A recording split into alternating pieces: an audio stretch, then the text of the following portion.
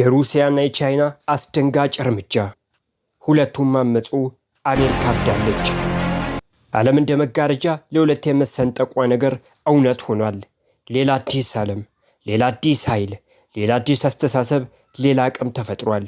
ዓለምን እንደ አለት ለሁለት የሰነጠቁት ደግሞ ሩሲያና ቻይና ናቸው። ይህንም ራሳቸውን ከነበረው የዓለም ስርዓት በመነጠል እያረጋገጡ ነው። አሜሪካ መራሹ ለ80 ዓመታት የዘለቀው የዓለም ኢምፓየር ከተራራ ጫፍ እንደወደቀ ብርጭቆ እንክትክት እያለ ነው። ከሰሞኑን ዓለም ትልቅ ጉባኤ ላይ እንደሆነች ይታወቃል። ይህም በህንድ የሚደረገው የቡድን 20 አባል ሀገራት ጉባኤ ነው። በዚህ ጉባኤ ላይ የዓለማችን ሀያል የሆኑ 20 ሀገራት መሪዎች ቁጭ ብለው ስለ ዓለም ሰላምና አጠቃላይ ደህንነት የሚመክሩበት ነው። የዚህ ጉባኤ ከፍተኛ ተጽዕኖ ፈጣሪዎች ደግሞ ሩሲያ፣ አሜሪካና ቻይና ናቸው። ጉባኤው ዓመቱን ሙሉ የሚጠበቅ ነው።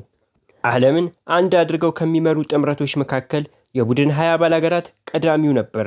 ይሁን እንጂ አሁን ላይ አስደንጋጭ ነገር ገጥሞታል። ሩሲያና ቻይና እርባና ቢስ ሲሉ መሪዎቻቸው ሳይመጡ ቀርቷል። ይህም ከዚህ ቀደም የነበሩትና በአብዛኛውን ለአሜሪካ ጥቅም የተቋቋሙ ቡድኖች እያበቃላቸው ለመሆኑ ማረጋገጫ ነው ተብሏል። ፑቲን በዚህ ጉባኤ ላይ እንደማይመጡ ያረጋገጡት ገና ቀደም ብለው ነበር። በምክንያትነት ያቀረቡትም ስራ አለብኝ የሚል ነበር። ከመቅረታቸው በላይ የቀሩበት ምክንያት ምዕራባውያንን እጅግ አበሳጭቶ ነበር። ይባስ ብሎ ደግሞ የቻይናው ፕሬዝዳንት ዢ ጂንፒንግ እስከ ጉባኤው ዕለት ድረስ ምንም ትንፍሽ ሳይሉ ቆይተው ጉባኤው ላይ ሳይገኙ ቀርተዋል። በዚህ የተበሳጨችው አሜሪካ ዢ ጂንፒንግ ለምን እንደቀሩ ቻይና መልስ ትሰጣለች ስትል ተናግራለች። የሁለቱ መሪዎች ከዚህ ታላቅ ጉባኤ ተማክረው መቅረት የነበረው አሜሪካ ሰራሹ ዓለም እያበቃለት ለመሆኑ ማረጋገጫ ነው ሲሉ ተንታኞች እየገለጹት ነው። ምክንያቱም እስካሁን ያሉት ዓለም አቀፍ ጥምረቶችና ተቋማት የአሜሪካን ጥቅም ወይም የምዕራባውያኑን ጥቅም ለማስጠበቅ የተቋቋሙ ናቸው። ዓለምን የሚመሩት እነዚህ ተቋማት ናቸው። ተመድ ቢባል ዓለም ባንክ፣ አምነስቲ ኢንተርናሽናል ቢባል ዩኒሴፍ፣ ሁሉም የሚሰሩት የምዕራባውያን ጥቅም ቅድሚያ ሰጥተው ነው። ቡድን 20 በጸረ ምዕራባውያን መንግስት ላይ ማዕቀብ ለመጣል የተቋቋመ ነው። እንዲህ አይነት ተቋማትን ቻይናና ሩሲያ በጋራ ክፉኛ እየመቷቸው ነው። ቻይናና ሩሲያ የሌሉበት ዓለም አቀፍ ተቋም ደግሞ ህልውናው አጠራጣሪ ነው። እነዚህ ሁለት ሀገራት ምዕራባውያን የቆሙባቸውን ተቋማትና ቡድኖች በመምታት የአሜሪካንን ኢምፓየር ከመሰረቱ እየመቱት ነው። አመንም አላመንም ዓለማችን ከሁለተኛው ዓለም ጦርነት አንስቶ በዶላር ሰንሰለት የተጠፈረች የአንዲት ሀያል ሀገር ግዙፍ ኢምፓየር ናት። የሀገራት ውስጣዊና ውጫዊ ግንኙነት በመሳሪያና በወታደራዊ ጥምረት አማካኝነት ኢምፓየሯ በምትመራቸው ቀጥተኛ ተዘዋዋሪ ጦርነቶች እንዲሁም በዲፕሎማሲ፣ በፖለቲካ፣ በወታደራዊ፣ በኢኮኖሚ ማዕቀቦች ተጽዕኖ ነፃነቷን አጥታ ኑሯል። ከጥቂቶች በስተቀር በዚህ በምዕራባውያን ዓለም ያልተሳለች አገር የለም። ልብ እያጡ እንጂ ብዙዎች እንደ ሩሲያና ቻይና ሁሉ ፊታቸውን ማዞር ይፈልጋሉ። ሀቁ ይታወቃል። የምዕራቡ ዓለም መሰረቴ ዴሞክራሲ ነው ይበል እንጂ ሆኖ አያውቅም። ቀጥቅጠው የሚገዙት በኃይል ነው፣ በማዕቀብ በገንዘብና በሴራ ነው። ለምዕራባውያን የማይመቹ መንግስታት ሁሉም ተቋማትና ቡድኖች ተባባሪ ናቸው። በመሳሪያ የተፈጸሙትና እየተፈጸሙ ያሉት የአሜሪካ በትሮች የማትፈልጓቸውን መንግስታት አልተኩም። አሜሪካና ተቋሞች ጣልቃ የገቡበት ሀገርና ህዝብ መንግስታዊ ስርዓቱን አጥቶ ይበልጥ በመከራ ላይ መከራ ተጥዶ እንጂ ዲሞክራሲያዊ ስርዓት አግኝቶ አያውቅም። የኢኮኖሚ፣ የወታደራዊ፣ የዲፕሎማሲና የፖለቲካ ማዕቀቦች የህዝብን ህይወት አቀጨጨ እንጂ መንግስታትን ጥሎ ችግር ፈቱ፣ ሰላም አጽንቶ የተሻለ ነገር ፈጥሮ አያውቅም። ይህ ኢምፓየር አንዴ ከጠመደ ወርቅ ቢያነጥፉለት አይመለስም። ከየሀገራቱ ውስብስብና ውጥንቅጥ ተጨባጭ እውነት ይልቅ በሀገሩ ንድፈ ሐሳብ ላይ የተመሰረቱ መመሪያዎችን፣ መግለጫዎችን፣ መስፈርቶችን እያወጣ ፈተናውን እያራዘመ ያንገላታል። ከዚህ በፊት በዓለማችን እንደነበሩ ሀያላን ኢምፓየሮች ሁሉ ይኸው የዛሬውን ግዙፍ ኢምፓየር አንድ ቀን ይወድቃል። መውደቁ ስለማይቀር ነው ብሬክስን ጨምሮ የተለያዩ ወታደራዊ ብሎኮች ብቅ ማለት የጀመሩት።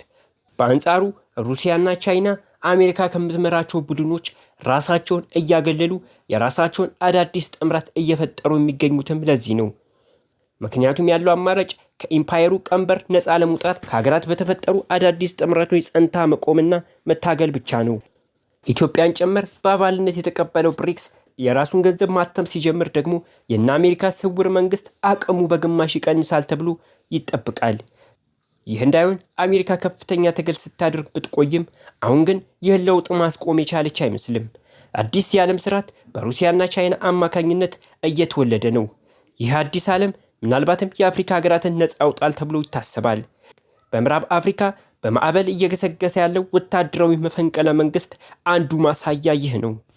ምዕራባውያኑ አሁን ላይ ወዳጅ የሆነው መንግስታት መጠበቅ እንኳን አልቻሉም። የምዕራባውያኑ አመለካከት የሚከተሉ የአፍሪካ መንግስታት በፍጥነት እየተወገዱ ነው። የአውሮፓ ወታደሮች ከአፍሪካ ለቀው እንዲወጡ እየተደረገ ነው። ይህ ሁሉ የለውጡ ሂደትና እየመጣ ያለው ውጤት ነው። ምናልባት በአጭር ዓመታት ውስጥ የአፍሪካ ህብረት በጸረ ምዕራባውያን አቋም ባላቸው መሪዎች ሊሞላ ይችላል። በነገራችን ላይ ቻይናና ሩሲያ አልደረሱበትም ብለው በቀሩት የቡድን 20 አባል ሀገራት የአፍሪካ ህብረት በአባልነት እንዲገባ አሜሪካ ከፍተኛ ትግል አድርጋ ተሳክቶላታል። በዚህ ለውጥ ሂደት ምክንያት አሜሪካ ክፉኛ ተጨንቃለች። ሩሲያ ጦርነት ውስጥ የከተተችው ይህ እንዳይፈጠር ነበር። የሩሲያና የዩክሬን ጦርነት ይህ የዓለም ስርዓት እስካልተፈጸመ ድረስ ሊቆም የሚችል አይደለም። በዚህ ምክንያት ዛሬም ሆነ ነገ በጠረጴዛ ዙሪያ በመደራደር የሚመጣ ሰላም የለም። እየተካሄደ ያለው ጦርነት የሩሲያና የዩክሬን ጦርነት ብቻ አይደለም። አሁን ዓለም የተወጠረችው በበርካታ ውስብስብና ሊፈቱ በማይችሉ የጂኦፖለቲካ ቅራኔና አደጋ መካከል ነው። ምክንያቱም ለውጥ ላይ ናት። ከፍተኛ የለውጥ ማዕበል ላይ ናት። የዩክሬን ደህንነት ከፍተኛ ባለስልጣን የሆኑ ጄኔራል ይህንን ያረጋግጣሉ። ሂደቱ ለውጡ በርካታ ጦርነቶች እንዲፈነዳ ያደርጋሉ። መንግስታትን በኃይል ለማስወገድ በሚደረግ ሩጫ ከፍተኛ የሆነ የእርስ በርስ ግጭቶች ይፈጠራሉ።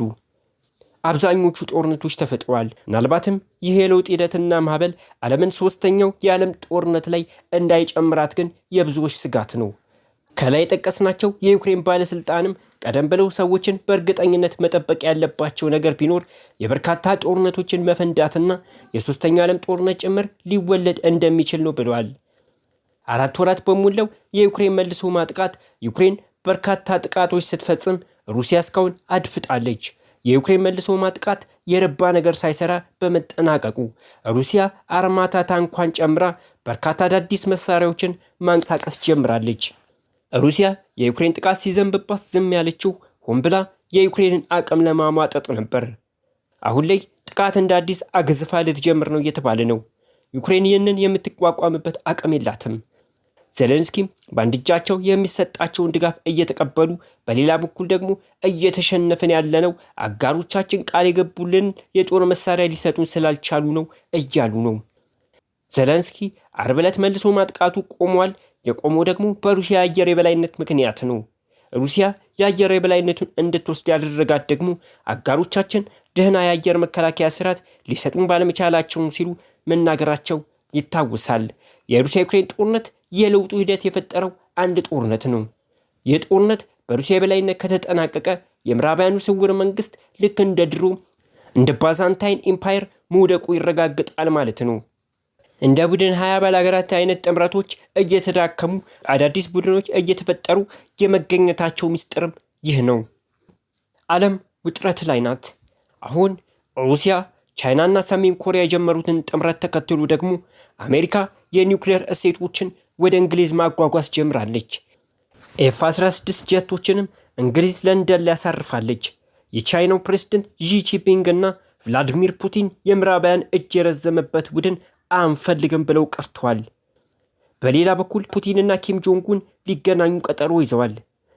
ይህና ሌሎች የሀያላኑ ፍጥጫ ሲታይ ዓለም በትክክልም ከፍተኛ የለውጥ ማዕበል ላይ ናት። ማዕበሉ ዓለምን ለሁለት ሊሰነጥቃት ከጫፍ ደርሷል። ምዕራብና ምስራቅ ዓለም መሰልጠኑ የሚረጋገጥበት ወቅት ጋር ተፋጠዋል። ይህን ውጥረት በሰላም ከፈታው ለውጡንም አምኖ ተቀብሎ የሰው ልጅ በፈጠረው የተሰጠው ዕድሜ በራሱ እንዲሞት የሚደረግ ከሆነ ዓለም እውነትም ሰልጥናለች። ውጤቱና ሂደቱን የምናየው ይሆናል። አብራችሁ ስለቆያችሁ እናመሰግናለን። መልካም ጊዜ